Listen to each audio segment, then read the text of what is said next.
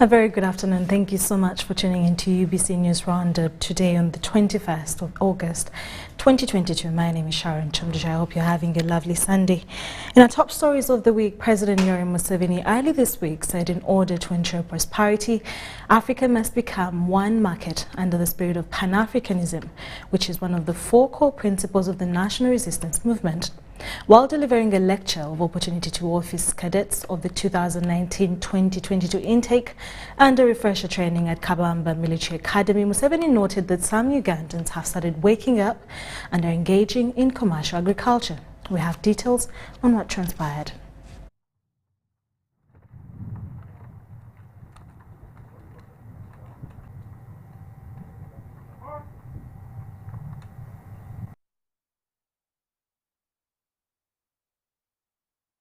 That's why the NRM said, for us,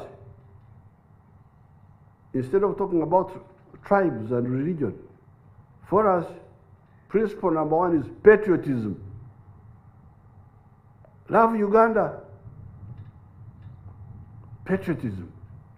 Love Uganda. Why? Because Uganda is the one which is going to solve your prosperity problem. Principle number one, patriotism. We find that even patriotism is not enough, because now we have got excess milk, we have got excess sugar, excess maize, excess cement, excess soap, excess mitayimbwa, the factories have come up, excess tires. Even patriotism is no longer enough. So we added the second principle, Pan-Africanism. Banange. Muliwano, Musovedwa, you don't know what to do. But there is East Africa. Why don't you go and reach understanding with Kenya, with Tanzania, with Rwanda, with Burundi, with South Sudan, with Congo, and we put together our markets, so that they become one market, so that somebody who has got extra, like the milk we have, like the maize we have, is able to sell it. So that's why we now say, abalowoleza mu kusosola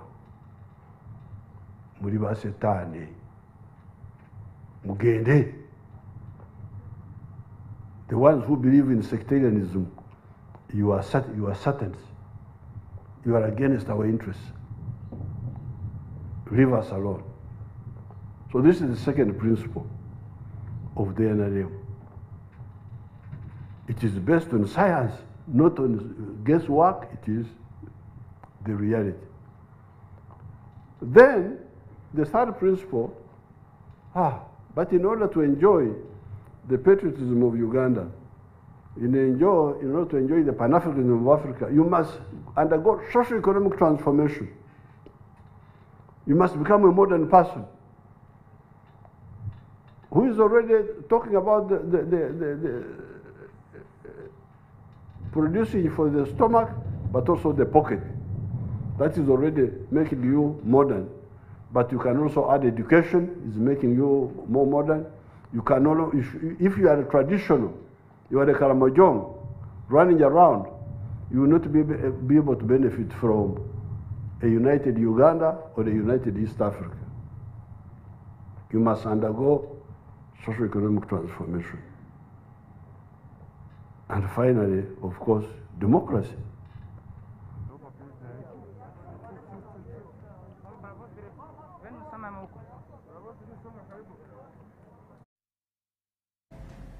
Still about the president, this week he received the world's highest Jamboree Award for good leadership. The award was presented to the president during the closure of the National Scouts camp at Kazi. Addressing the Scouts, President Museveni asked them to take the lead in protecting the environment, and look at what happened.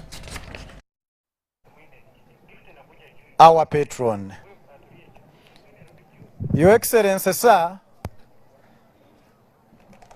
that award, according to the World Bureau, they have said that the way you led and chaired the World Jamboree, you did not only inspire the youth of Uganda, but you inspired the youth of Africa and the youth of the whole world.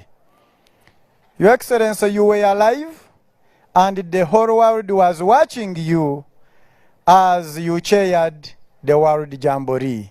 Kindly accept the award from the Scouts headquarters of the World Organization of the Scouts Movement.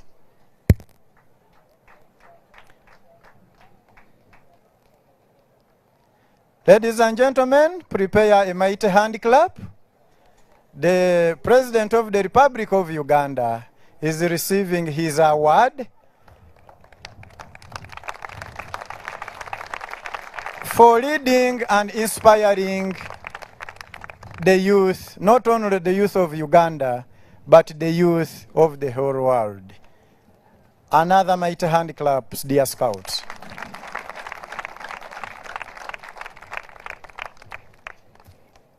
Your Excellency, sir, I would also love to inform you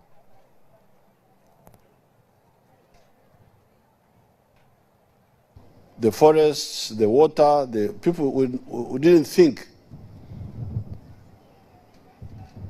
that it was very important to care about nature.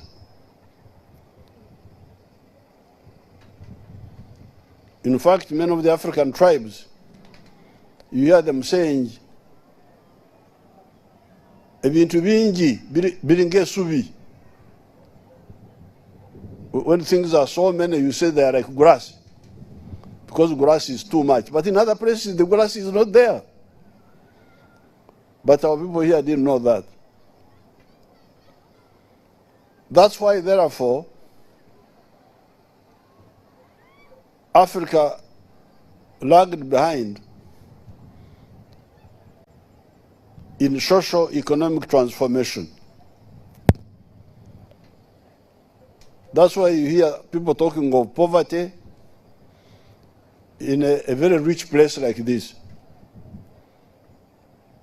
Because many of the people had not learned how to build prosperity in a modern way. So therefore, the Scouting movement should take that as part of their efforts to teach our people to go from okora echida kyonka okolo rubuto rwoka teach me each keken, as they say in Luo, to make sure that every family in Uganda is working for food security, but also for income using the resources they have, the land.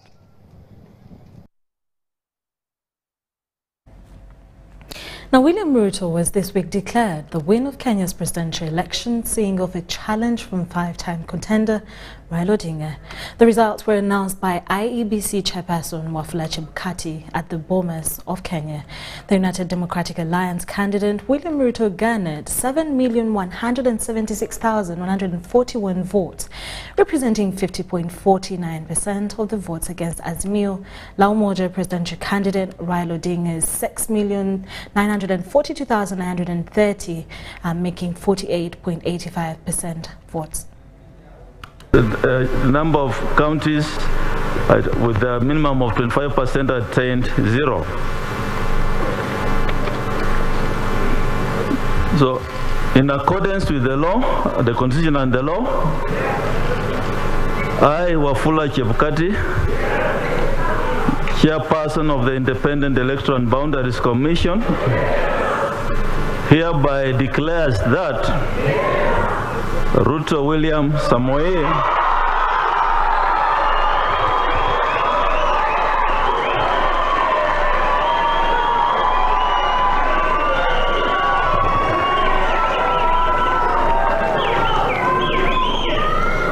ID number 6847208, has been duly elected as the President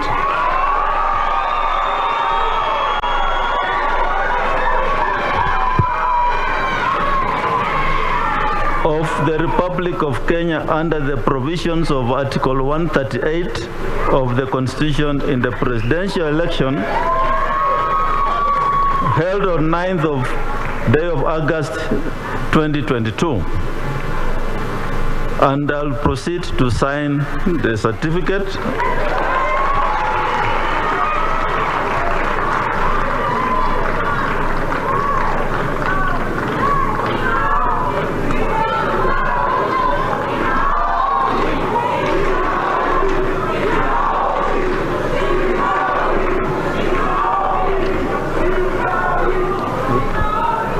I invite the President-elect to come forward and receive his certificate.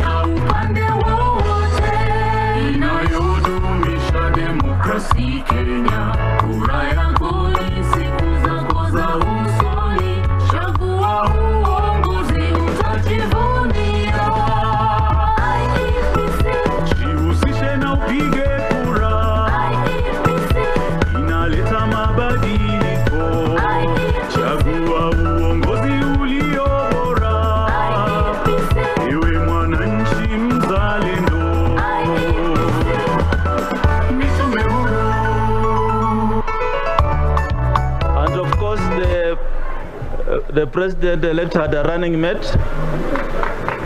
Rigathi Gachagua is the Deputy President-elect. Thank you. I invite the President-elect to make his remarks. And thank you, Kenyans, for having a peaceful election. Thank you.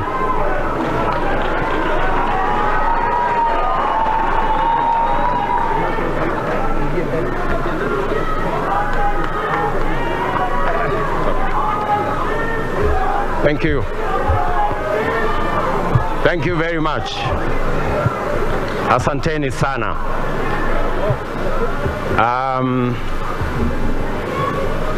Your Excellencies, Ambassadors, and High Commissioners present, Your Lordships, the Bishops,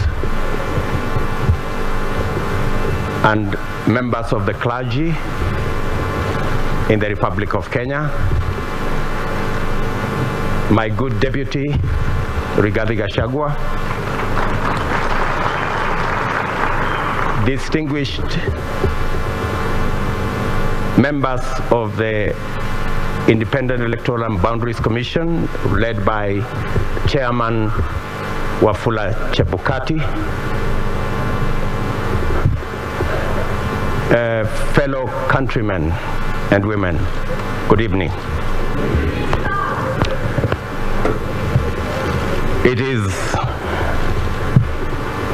a wonderful evening, and I want to thank God that we are here this evening to witness this momentous occasion as the people of Kenya restate what is in Article 1 of the Constitution of Kenya, that all sovereign power belong to the people of Kenya.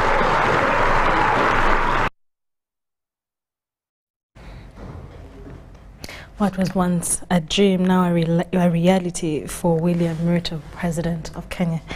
Beautiful news right there.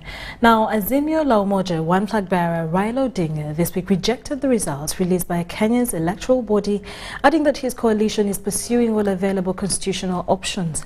Speaking for the first time since the IEBC chair declared the presidential results, Odinga claimed that the IEBC chairperson showed disregard to the constitution by announcing results process and literally.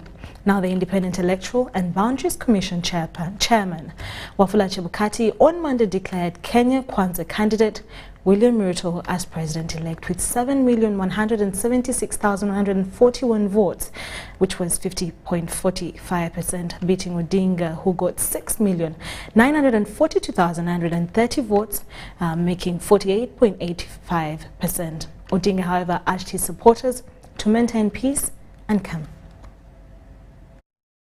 In 2017, the Supreme Court of Kenya nullified the presidential election again because of the misconduct of the IEBC. What we saw yesterday was a travesty and a blatant disregard of the Constitution and the laws of Kenya by Mr. Chebukati and a minority of IEBC commissioners.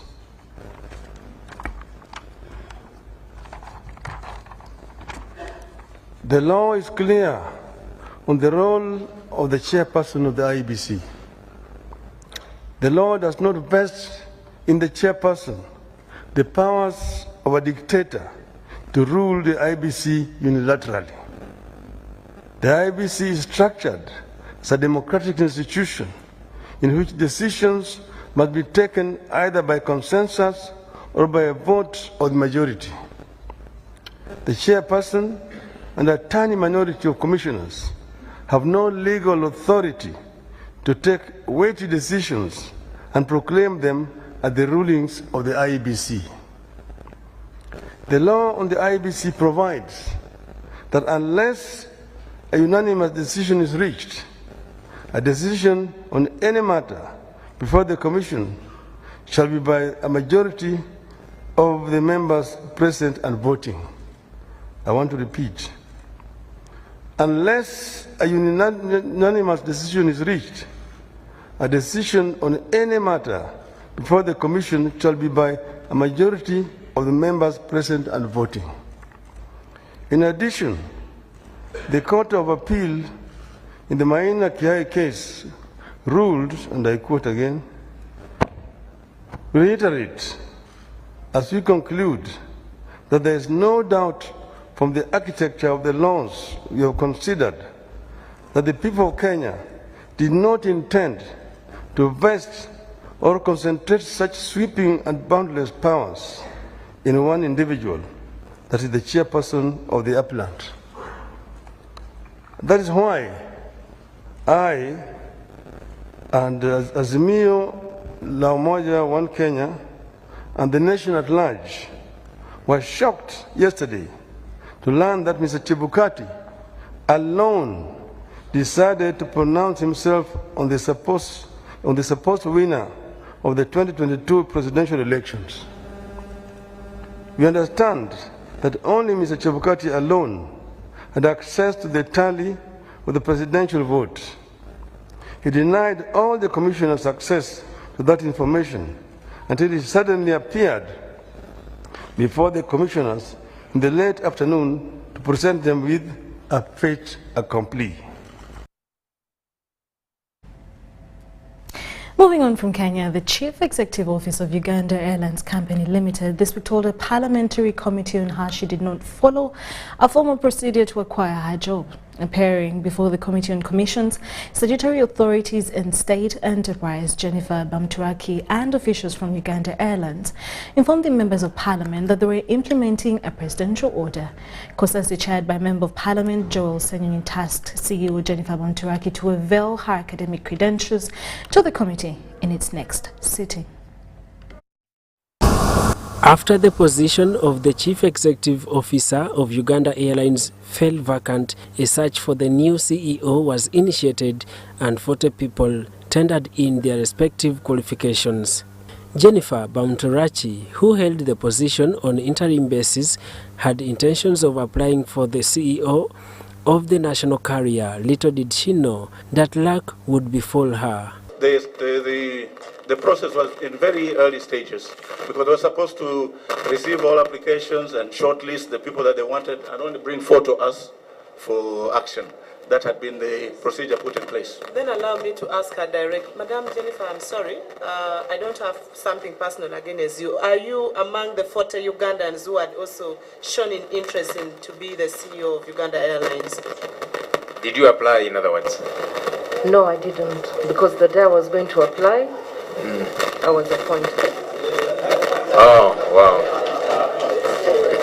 Jennifer and some officials from Uganda Airlines appeared before Parliament's Committee on Commissions, Statutory Authorities and State Enterprise to clear the air on the recruitment of the CEO of the national carrier. The officials revealed how the process was interfered by a presidential directive which opted that Jennifer Bamturachi should grab the position. In the middle of that process, that's when the directive came.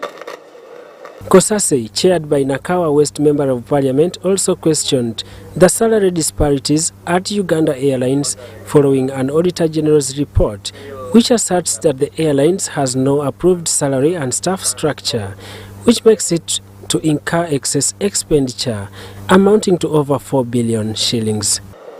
When the interim board came in, the former CEO was earning 126 million shillings. Now... Come again? Yes. CEO Jennifer Bamturachi, who earns 87 million shillings monthly, says plans to have a revised salary and staff structure is underway and to be completed by the end of 2022. So until that process is complete, then we'll be able to have one design based on their findings. If you want to turn around this entity, begin by fixing the question of staff. So let's have that staff structure available within a month from today, without fail. That's a directive we are giving as a committee. Jennifer Bamturachi was also a former AD to the former Uganda Airlines boss Conwell Muleya, who was recently sacked. The MPs have demanded that Ms. Jennifer presents her credentials during the next engagement with Kosase. Daniel Mugoya, Gloria Gwitabinji, UBC News. In more news still, during the week, government is in advanced stages of restoring power supply at Isimba hydropower plant, which was shut recently.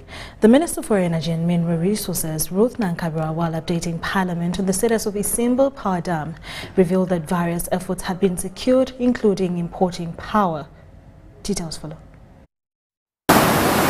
On 8 August 2022, the Kayunga-based Isimba hydropower plant was abruptly shut down by government, affecting several communities which remained without access to electricity.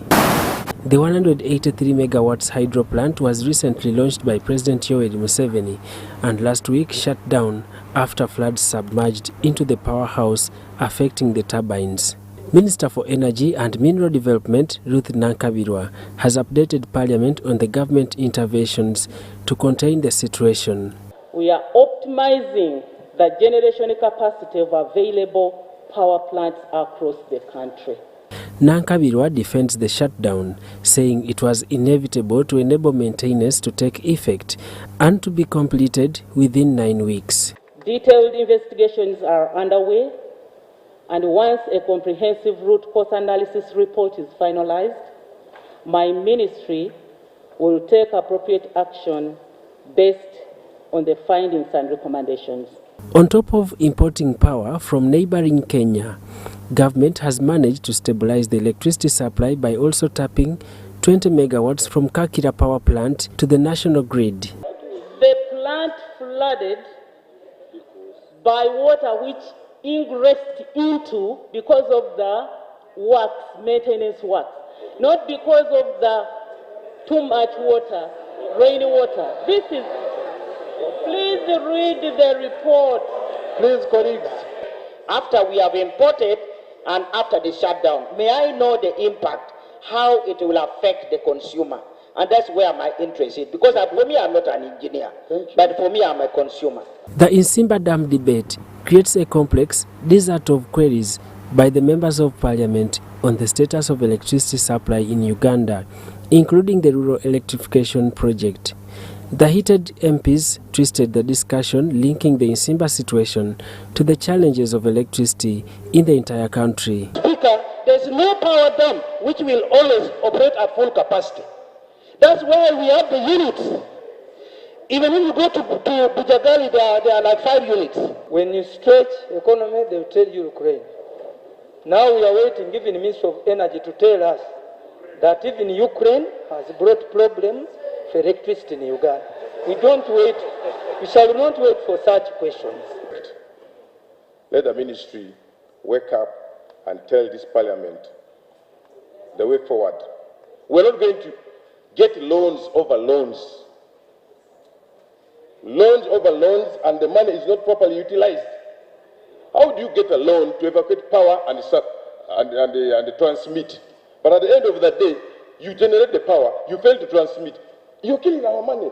For somebody to say, to allege that I am too mean with information is insinuating improper motives in Ruth Nankabiru. The Deputy Speaker of Parliament, Thomas Tayebwa, who chaired the session, asked the Committee on Energy and Natural Resources to pick interest in the Nsimba hydro scandal. You have your time. You're the one supervising, overseeing these sectors.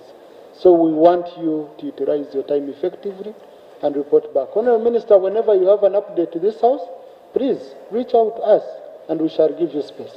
Thank you. Thank you, Honourable. Now, Uganda National Examinations Board this week released its year's examination timetable for primary leaving examinations, Uganda Certificate of Examinations and Uganda Advanced Certificate of Examinations, which start on the 14th of October with a briefing of UCE candidates. Now, the whole exercise is estimated to cost about 50 billion Ugandan shillings. A total of 1,280,172 candidates have been registered to sit this year's examinations in all the 3 levels of fine examinations, primary leaving, Uganda Certificate of Education and Uganda Advanced Certificate of Education. This indicates an increase in candidature of 7.7%, PLE by 1,000 and UCE by 5,000, while USCE registered a slight decrease in candidature. The number of girls being registered are more than that of the boys. But we would like to think maybe because of the campaigns about the girl child not to be neglected, these campaigns have been taken seriously and parents are ensuring that the female, the girl child is taken to school and kept in school until they reach this level.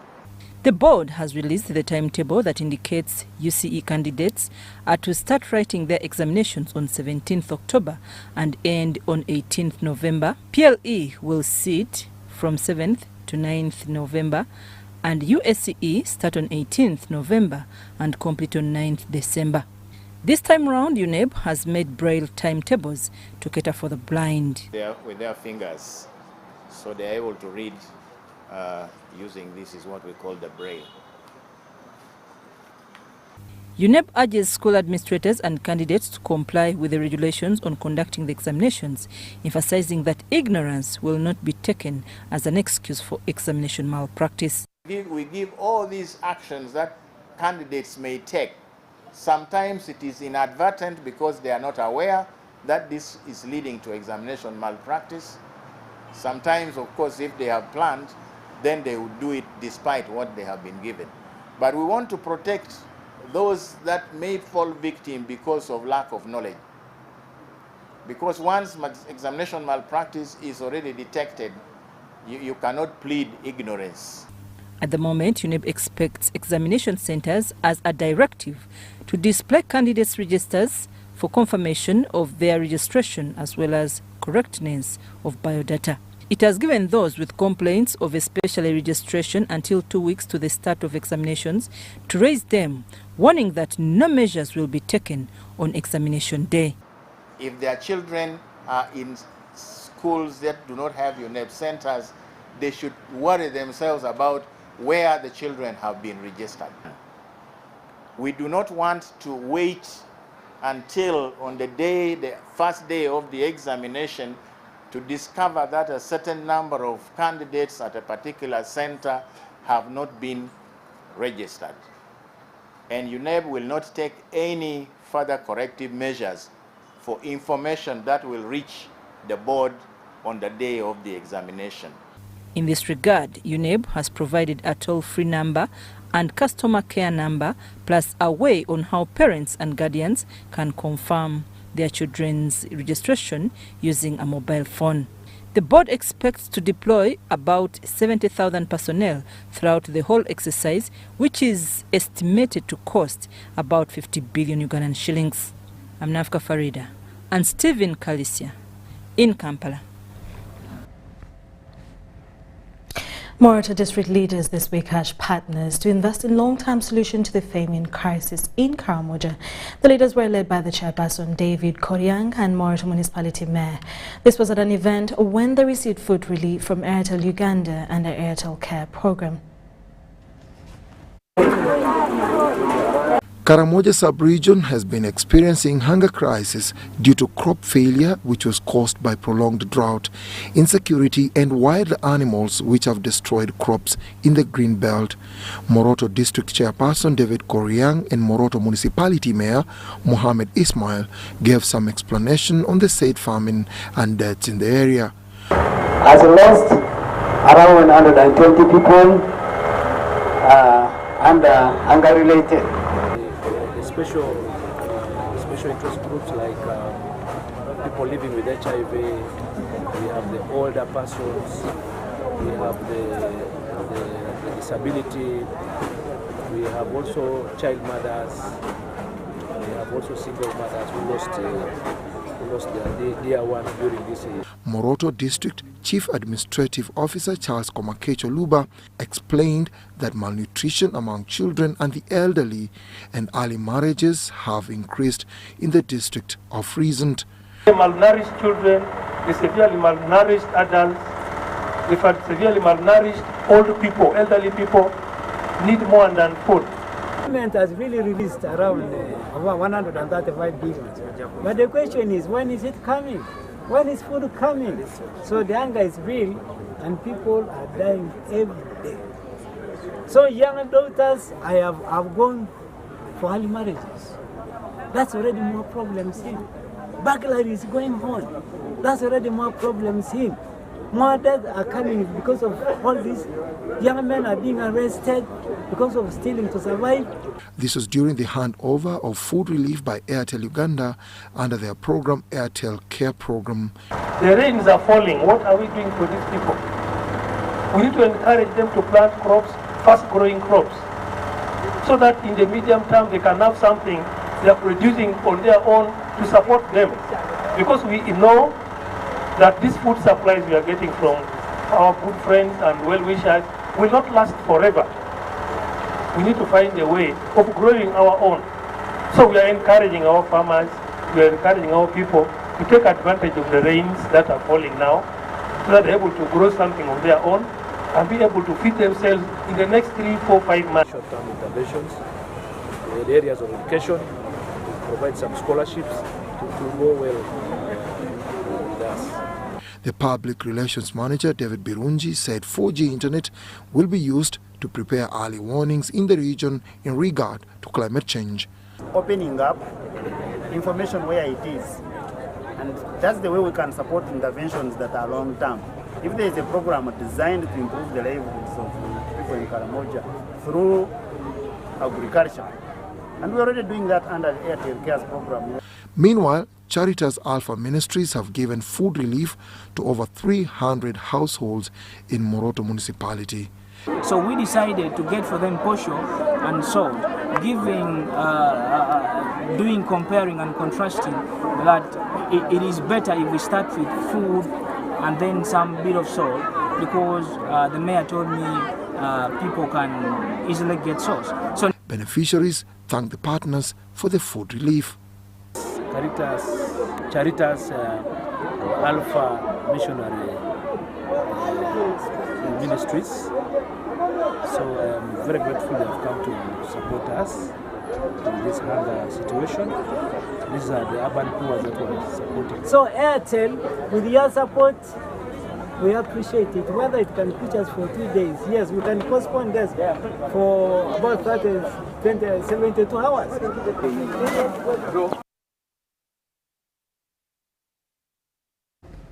In more stories, President Yoweri Museveni this week sent condolences to the family of Jennifer Nyiramtuzo in Kisoro, who perished in the recent Mbale floods that left 29 people dead. Now, the Minister for Presidency, Millie Babide Babalanda, delivered the condolence message on behalf of the President to the mother of Nyiramtuzo in Nyakinama, Kisoro District.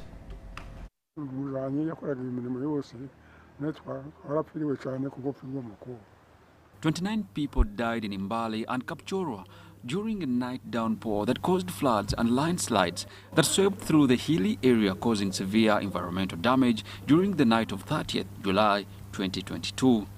Of the 29 dead, 2 were from Kisoro District, Jennifer Nyiramtuzo and another who were in a vehicle headed to Kapchorwa District for a marriage ceremony. Though long gone, the families of the deceased are still hurting and need psychosocial support. It is really very bad and very unfortunate to lose such a young girl. At the home of Jennifer Nyiramtuzo in Nyachinama, Kisoro District, family members are yet to come to terms with the loss of their daughter.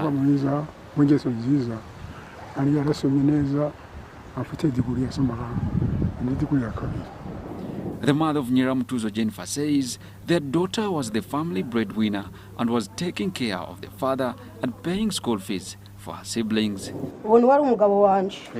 was my husband. He's my husband, providing everything.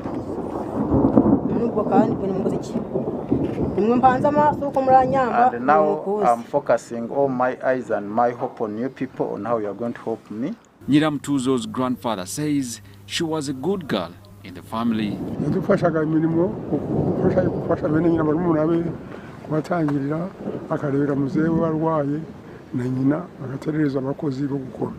This was during an event where the Minister for Presidency, Millie Babalanda, delivered a condolence message from President Yoweri Museveni to the bereaved family in Nyashinama, Kisoro District.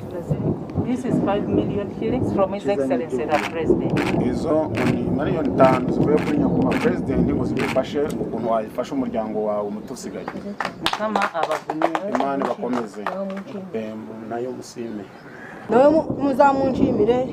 That you appreciate so much the President Museveni for sending you to come here. Kisoro District Chairperson Abel Bizimana thanked President Yoweri Museveni for his support to the grieving family.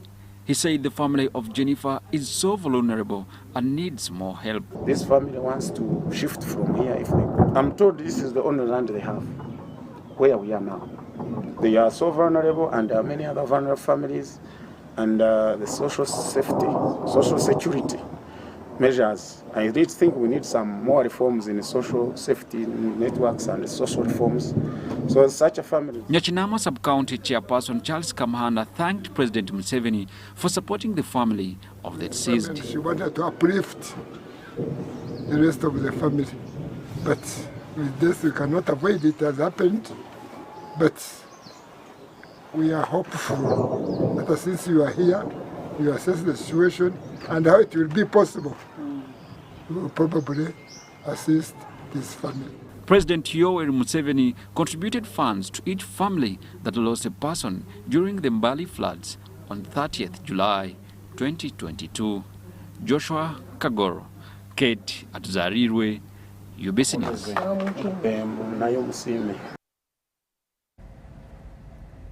We pray that the Lord comforts the family of the late Nyiramtuzo. Now, the first Deputy Prime Minister and Minister for East African Community Affairs, Rebecca Kadaga, this week tipped the business sector in Jinja sub-region to revamp businesses that were hit by COVID-19 pandemic. She was highlighting on the Jinja Business and Investment Summit an investment opportunity that would diversify investment in the development of Jinja City. Jinja is an industrial district with a number of factories and tourism centers. In 2020, Jinja municipality was elevated to city status. However, The city faces poor service delivery, unemployment and street congestion, which are associated with a growing population. The economy in Jinja is staggering, seriously. Because given people, we are crying of the fuel prices, we are crying of the commodity prices. The authorities and other stakeholders are worried and call for action from relevant authorities. The industries have gone down. And now industrialization, producing products, manufactured products, is no longer the story here in Jinja. It's come a long way from 1906, when it was just a fishing village. And Jinja was strategic because it was on the trade route from the coast to the hinterland. The Minister for East African Community Affairs, also First Deputy Prime Minister Rebecca Alitwala Kadaga, has called upon the business sector to take advantage of the revamping business opportunities yet to be provided. The area suffered during after the departure of the Asians in the 70s, and later on a number of factories and industries relocated from Jinja, moved to other parts of the country, especially to Kampala and Mukono. But it's our hope that this can be revived, and we're inviting you to come and invest. There are many, many opportunities. There are opportunities in tourism. Tourism is a growing area in Jinja. There are many opportunities in education, many opportunities in health, and additional industries themselves. The Director, African Center for Economic Dialogue, Julius Nsubuga, says a multi-stakeholder engagement platform that seeks to ensure a clear path is built for sustainable, inclusive and resilient. You want to, if probably we can't leave out marginalized groups, so all facets of inclusion are quite key, including affordable housing for all and gender equality, financial inclusion, which is a very important facet of development within any city, and in particular Jinja City. Kwe kulaba nga tusobola okutumbula naye ate n'okuddamu okuwa amaanyi ebyobusuubuzi mu kibuga ky'e Jinja nga tugabana amagezi ag'enjawulo agayinza okutusobozesa okuleeta enkulaakulana bwepo buli muntu yenna gy'ayayanira okulaba. The summit will guide and shape growth and development of Jinja City. The general public can use this opportunity to showcase and exchange ideas to revamp and sustain business. The 11th November Jinja Business and Investment Summit at Civil Service College Jinja is organized by Jinja City authorities and the African Center for Economic Dialogue. I'm Nafka Farida and Sulaka Gugube. News Roundup will take a short commercial break and we'll be back with business stories.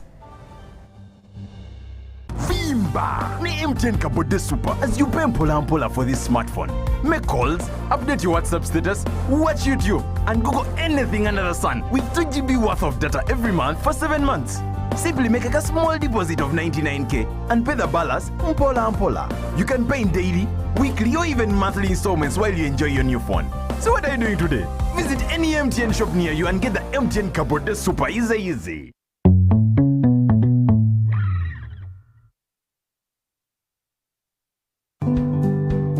Did you know it is mandatory to have all births registered and a birth certificate issued? Failure to do so attracts a penalty of imprisonment or a fine. It's proof of age and belonging to parents, protects and provides children with legal rights from crimes and abuse like defilement and child labor. Give your children a good future today and have their birth certificates. For more information, visit the NERA office in your area or visit our website www.nera.go.ug. This message is brought to you by NERA. Enjoy more GBs for the same price on Airtel. Shareable using to Gabane. We have increased GBs across all your favorite packs. Now, 4 GB is at 10,000 shillings and 10.5 GB at 22,500 shillings, all valid for a week. For the heavy data users, enjoy 24 GB at 50,000 shillings and 50 GB at 100,000 shillings, all valid for a month. Dial *175# or use the My Airtel app to buy these and more affordable weekly and monthly data bundles on Airtel, the smartphone network. Oh, Susan, I want to propose to Rose. Yes, and this time I am serious. have you guys had sex? Duh, of course. And have you had sex without using condoms? Hey, nga you're curious. I'm more concerned. Are you having sex with other people? Hey, hello. Is this an interview or what? No, just things you should think about. Do you know Rosie's HIV status? Okay, this is serious. Should I be worried? It is actually serious. Do you know your HIV status? I think I am safe. Many times we get into situations that put us at risk of HIV. However, the first step to ending HIV is getting tested and knowing your results. It's Time Up HIV. Call 0800-211-046 or text 8080 toll-free for more information about how to prevent HIV. This message is brought to you by Ministry of Health with support from USAID. Forget last season. Forget the oohs and the ahs. Forget every moment that stole the show, because the real show is here on GoTV. It's the new season. It's action-packed, and it's going to be non-stop football. With over 1,000 games from more than 7 leagues and cup competitions, plus a World Cup. Make sure you get the best seat in the house this new football season. Get a GoCoder with 1 month of GoTV value for only 25,000 Uganda shillings and enjoy non-stop football. GoTV Uganda. Love it. Get connected today with the My Airtel 4G smartphone and enjoy free data for 1 whole year worth 86,500 Uganda shillings. That's free 2 GB for the first month and free 1 GB for the next 11 months at only 250,000 Uganda shillings with free data for 1 whole year worth 86,500 shillings, making the effective price of the 4G phone 163,500 shillings only. Airtel, the smartphone network.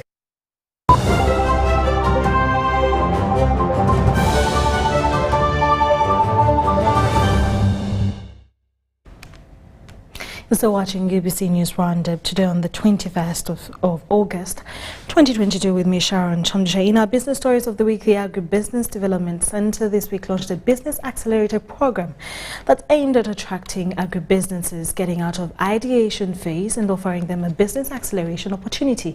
The move is expected to work as an enabler of market attraction and funding for growth and sustainability of their operations. We have a detailed story and take a look. Following hindrances to agribusiness growth, Agriculture Development Center and partners, through the launch of a business accelerator program, are set to support business improvements and facilitate the necessary linkages for growth and sustainability. We have the potential to become the food basket, not only for East Africa, but also for the wider Africa. We can excel in various value chains, agri-value chains, especially when it comes to fruits, cereals, and vegetables, among others. According to Frank Birza, the Agriculture Counselor at the Dutch Embassy, the partnership seeks to collectively contribute directly to the 5 Sustainable Development Goals through agri-tech business. And in all the programs that we do, we also look at access to credits and finance and how to improve on that, and also how to improve, how to use innovative kind of fintech kind of solutions, make it easier for farmers. With 52% of Uganda's labor force made up of women, the program intends to build their capacity and investment readiness to access financing from investors and financial institutions. So we are taking a hybrid approach where we do the physical training, the classroom, and then we also get out of classroom and go and physically cite and see examples of how other women have worked. We see a lot of need to empower women in terms of basic bookkeeping, understanding their financial management, so that they can eventually build and structure a corporate governance that will enable them to sustain their businesses as they grow. The program will not only promote entrepreneurship and innovation through small and medium enterprises, but also influence youth and women inclusivity in leadership.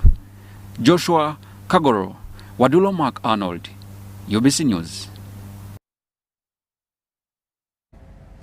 Following the Uganda Somali Investment and Business Summit themed promoting partnership between Uganda and Somalia through trade, investment and tourism, the Ugandan Deputy Head of Missions in Somalia, Sharon Kyomugisha, has highlighted deliberations made in the first Joint Permanent Commission between Uganda and Somalia.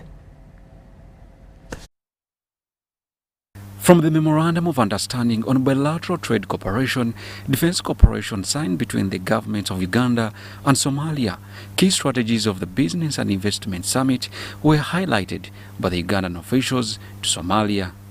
Uganda will be going to Somalia to interact with our counterparts after 2 years. That's the routine of a Joint Permanent Commission. But the business forum, this was for the business people to interact, and they had business to business, they exchanged contacts. We believe that they will start engaging and see. But if they have any challenge, we will be available to facilitate them to make sure that their businesses become a success. So we can do partnership. We can engage with them. Those with capital, we can explore. Uganda should not be scared to take opportunities. The Deputy Head of Missions to Somalia, Ambassador Nathan Mugisha, says peace and stability of both countries play a pivotal role in the smooth flow of trade in goods and services. We hope that they will be able to streamline the political situation, the political challenges that they are faced with. And then with the partners' continued support, we can address the issue of security, the issue of integration of their militias into the Somali National Army, and then we shall also look at other areas like financing of the insurgents.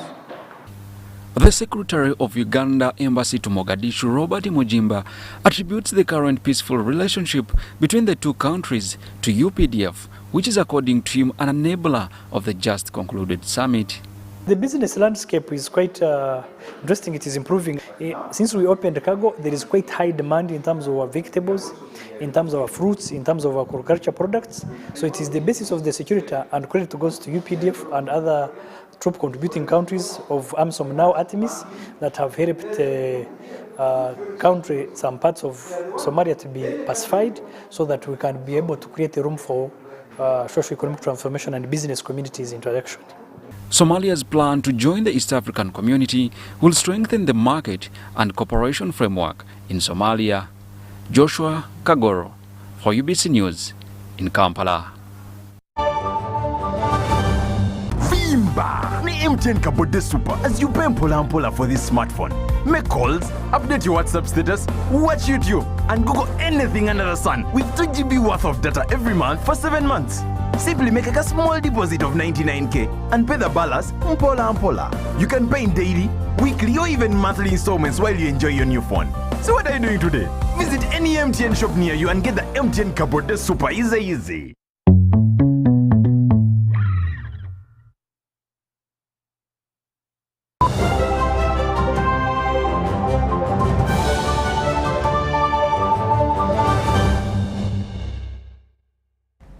After close to 3 years as State Minister for Sports, Hamson Obua has finally handed over office to Peter Ogwang. This was during an occasion hosted at State House Nakasero and graced by the Honourable Minister for Education and Sport, Janet Museveni. In a memo dated 21st July 2022, President Yoweri Museveni made ministerial changes. These included that of State Minister for Sports from Hamson Obua to Peter Ogwang. Obua has now officially handed over office to Ogwang during a function at State House Nakasero, graced by Education and Sports Minister Janet Museveni. Honorable Obua also leaves a legacy of advocating for, among other things, the development of sports facilities, especially the fast tracking of works at the High Altitude Center in Teriet, and Akibua Memorial Center in Lira. He played a key oversight role in promoting the construction works at the Mandela National Stadium. Nachivubo also. Additionally, we will remember him for his conflict resolution skills and abilities, which enable the amicable harmonization of relationships between the numerous sports federations. Similarly, the Ministry of Education and Sports family welcomes now our new Minister of State for Sports, Honorable Peter Gwang, who is also a Member of Parliament for Ngariam County to the sector. And fortunately, I also know and admire his passion for the service of our country. We assure you, Peter, that your unwavered cooperation and support will be received by all your colleagues, and I'm sure it will enable you to acclimatize and settle in your new role. Obua served as a sports minister for 950 days, during which he prides in many things, but this not minus regrets. Phase 1 of Teriet High Altitude Training Center is coming to completion. But Mama, may you allow me to say thank you to you. As I speak, out of the 97 billion that was in the budget for the last financial year, Mandela National Stadium already has 80.1 billion towards fencing and kickstarting the upgrade. Peter Ogwang arrives from the Economic Monitoring Docket but boasts a memorable track record in sports, whose problems he says must get solutions. The sports sector has a potential to curb unemployment and provide a livelihood to the youth and boost the country's image, as well as generate revenue from sports tourism. Mama, my focus and our focus to address the funding gaps in the sector, it will help us to identify and maximize the talent of our young people. Mama, increased participation has come with the increased demand for sports facilities. And like my brother said, I want to thank you and government for what it's doing.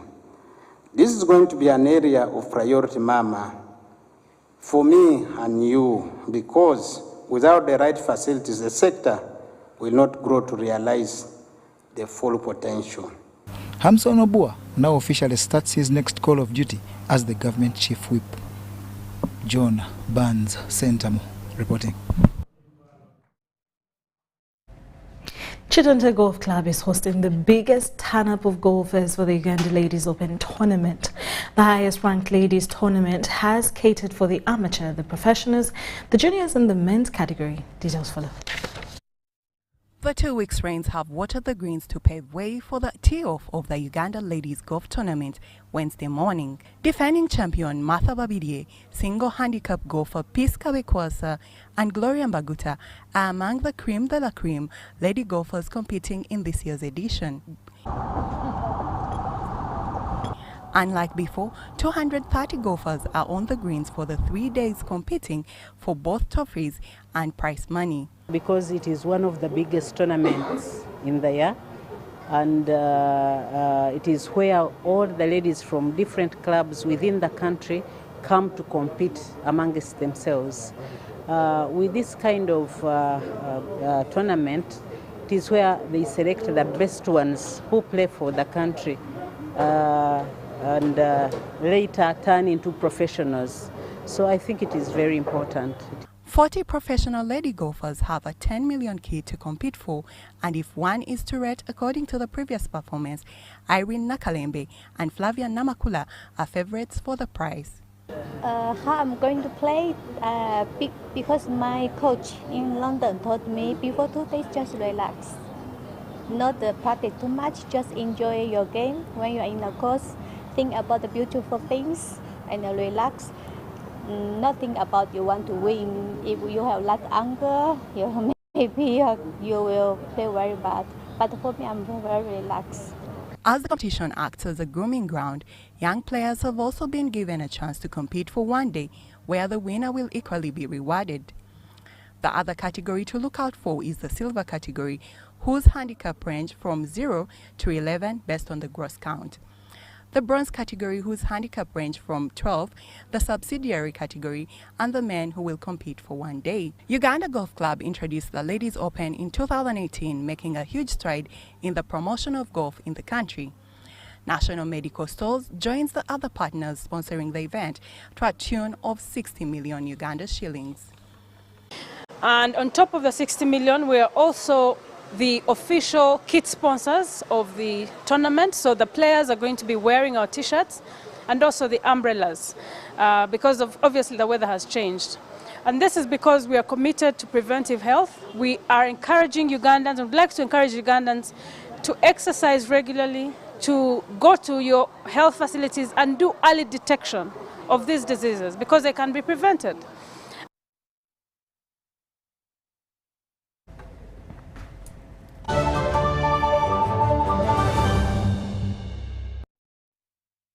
Well, that brings us to the end of UBC News Roundup today on the 21st of August 2022. My name is Sharon Kyomugisha.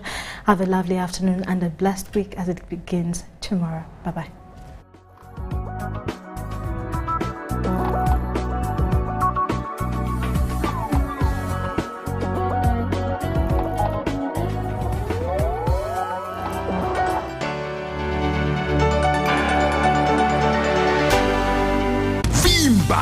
M10 Kabode Super as you pay mpola for this smartphone.